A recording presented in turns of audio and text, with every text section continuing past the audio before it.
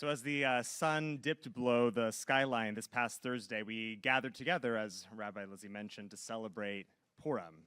Maybe you joined us at the Chop Shop. We know how to throw a good party. We do. It is, if you're wondering why I'm a little muted today, it's because I feel like I'm still feeling the effects of Purim. Because it's a holiday when we're not just encouraged, but we're commanded to be generous with each other and indulgent with ourselves. In a world where, as the story goes, v'nahafochu, everything can change in just an instant, we are invited to embrace the time that we are given. Yeah, I've been sitting with the realization that the upside-down world of Purim will not end with this holiday.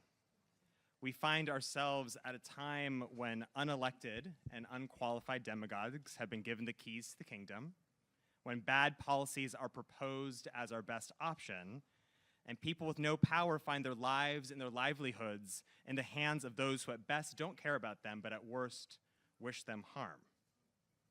Now, the hard-earned progress of the past doesn't feel so long ago, but v'nahafochu, it is startling how fast everything can turn on its head.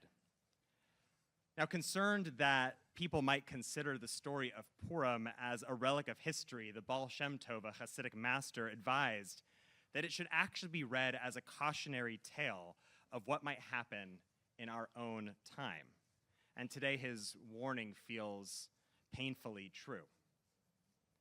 So facing, yet again, the terrible potential of tomorrow's headlines, people are scared. People are scared. I'm scared sometimes. I'm sure you know some people who are scared. Maybe you sometimes feel scared yourself. And this is a completely reasonable reaction to a planet that seems like it's spinning off of its axis.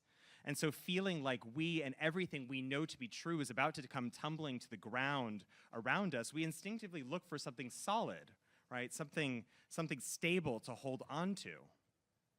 But we should be very cautious about the quick fixes being offered by those in power. History teaches us that a better future takes real work, a project that requires something of every person, not unlike the Mishkan, that traveling sacred space that Rabbi Lizzie described earlier.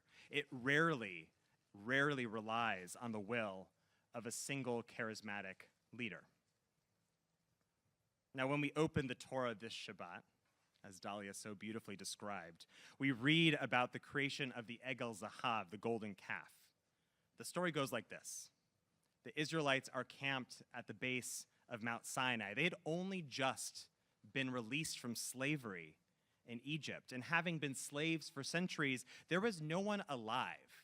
There was no one with a living memory of what it is like to be a free people. And so this is a moment of incredible uncertainty, a future that they could have never predicted. While life in Egypt may have been horrible, it was horribly predictable.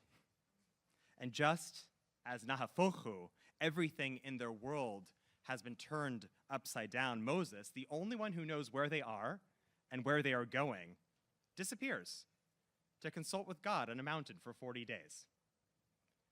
Now, the rabbis say that Moses, understanding how discomfiting this might have been for his fellow Israelites, they say he took great pains to assure them that he would be back after this allotted time. But when the hour for his return grew near, the people became a little restless. Now, seizing this opportunity, the Satan, who in the Jewish tradition really isn't like Satan and like the devil with horns sense, but more of a figure that represents our most cynical and most selfish instincts. This Satan begins to whisper among the people.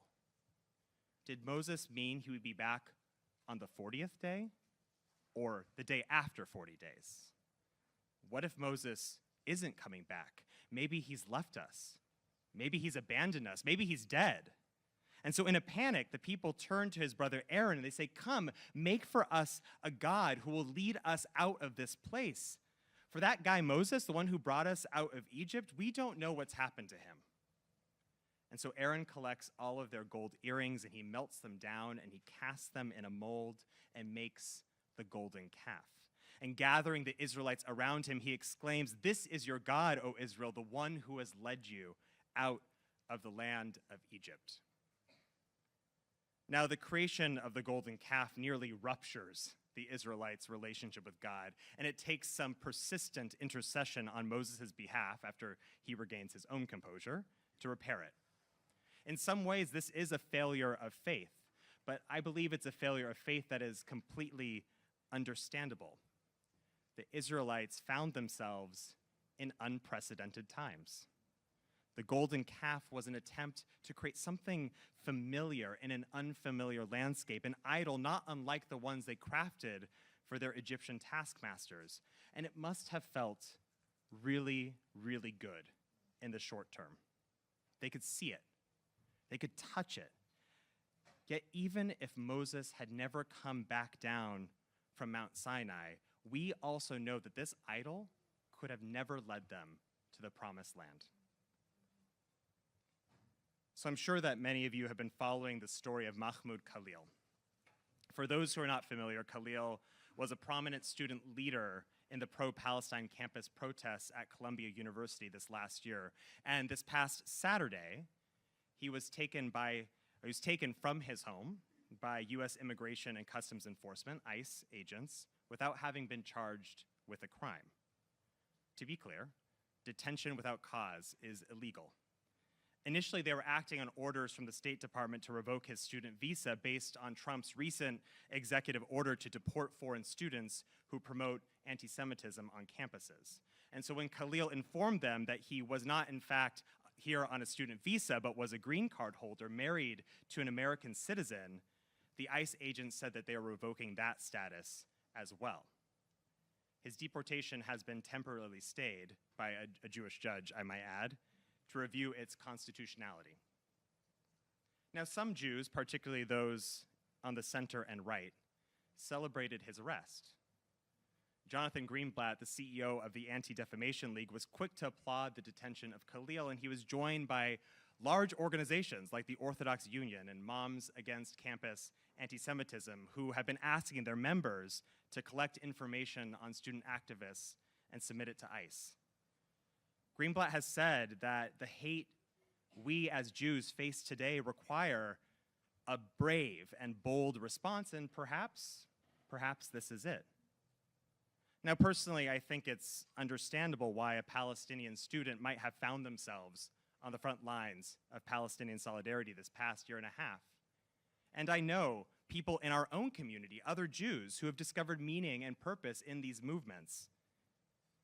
And I also recognize that some of the things said and some of the things advocated for in these protests are dangerous, promoting violence or relying on anti-Semitic canards. I sincerely believe that we can have deep compassion for the reasons that drive people to do what they do, while also holding people accountable for the harm they may have caused, whether intentionally or unintentionally. But that's an entirely different sermon. Instead, today, right now, I want to focus on the precedent that Khalil's case will establish. The primary reason that other Jews, especially those center and left, are gravely concerned about the attempted deportation of Mahmoud Khalil is how the promise of Jewish safety is being used for an agenda that will, in the end, endanger us all. Now, organizations like T'ruah and Bend the Arc and the Jewish Council for Public Affairs have spoken out against his arrest. And closer to home, the Jewish Council on Urban Affairs, where I serve as a board member, and I see some other board members here in the crowd with me, have stated that the actions taken by this administration erode collective freedom and harm genuine efforts to combat anti-Semitism. And no matter how you feel about Khalil, no matter how you feel about the protests and his actions in them, know that this is a test. This moment is a test for all of us to see if we are willing to tolerate punishing someone for what they have thought and said rather than what they have done. Now, last year, I had the opportunity to travel to DC with the Israel Policy Forum. We met with political analysts and lobbyists and activists working tirelessly and often without much thanks to secure a peaceful resolution to the Israel and Palestine conflict. And at the time, remember, this was the summer of 2024, even the idea of a ceasefire seemed impossible.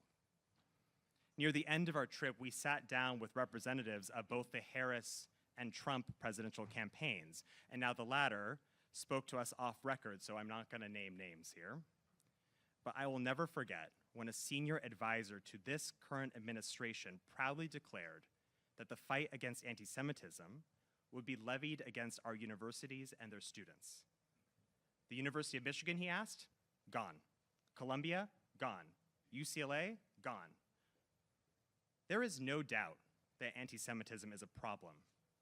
The steady rise in anti-Jewish hate crimes before October 7th has only increased in its wake. And I understand, I feel the fear that motivates organizations like the ADL.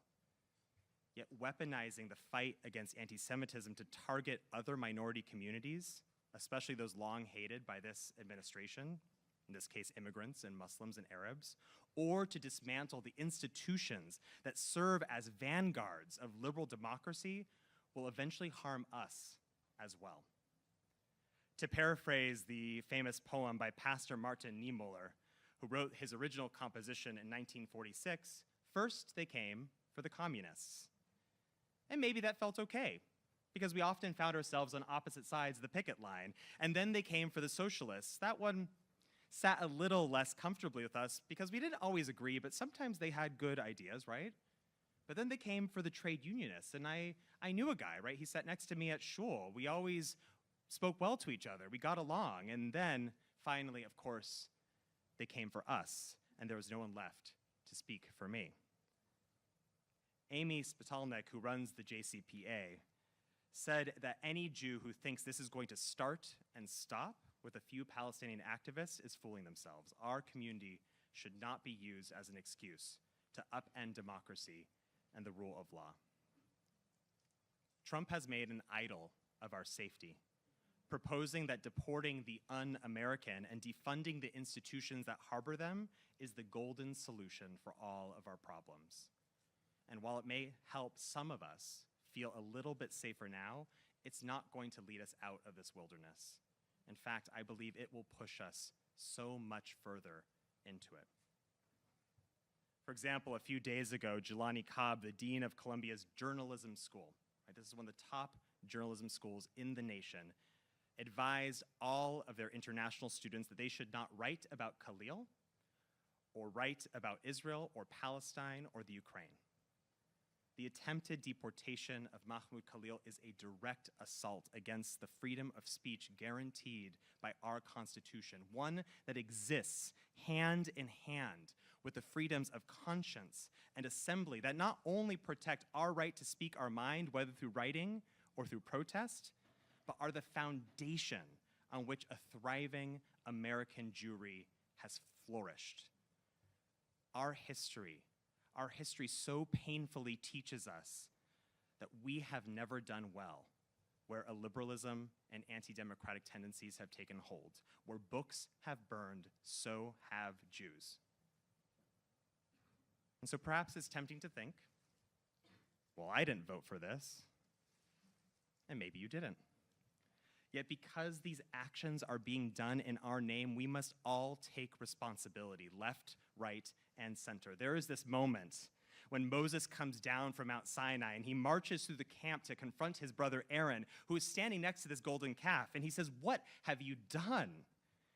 And Aaron throws up his hands and says, "Well, the people were upset and they came to me and they demanded that I do something. I wasn't sure what to do, so I took all their gold, I threw it in the fire, and look, this is what came out. It's not my fault." Maybe we didn't make this golden calf, but it is our choice whether we're going to embrace it or reject it. I keep returning to a question asked by Rabbi Jill Jacobs, who heads Trua, in a recent op-ed.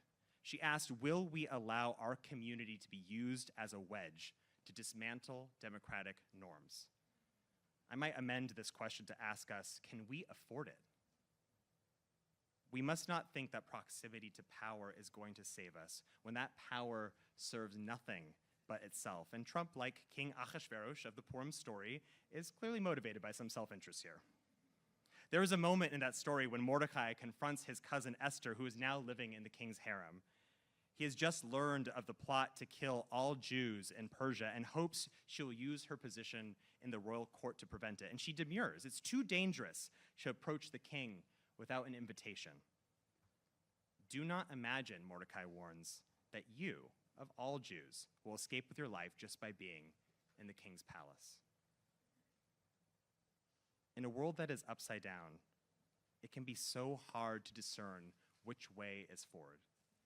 However, as we look to find our way out of this wilderness, we cannot confuse short-term solutions with long-term answers, especially when those propose harming one group to guarantee the safety of another. This kind of safety is an idol, a false promise that no matter how seductive or substantial it might seem right now, it is only going to enrich the hands of those who made it. I do not believe that this administration has our best interest in mind, at least not at this moment, but they will gladly capitalize on our fear and our desperation for their own gain. Now, Mordecai leaves Esther with another option. Perhaps, he says, it is precisely for a time such as this that you are in the king's palace. For some reason, right now, we as Jews are being listened to by those in power. For just a second, we have a seat at the table, and we must use it. We must use it to make it clear that our protection cannot come by stripping the rights of others, or by dismantling due process, or by defunding our universities, or by eroding the foundations of this democracy. Our tradition is so clear. The health of our society, the health of every society, and therefore our safety as Jews, has always been contingent on the well-being of those on the margins, the widow, the orphan, and the stranger. Shabbat shalom.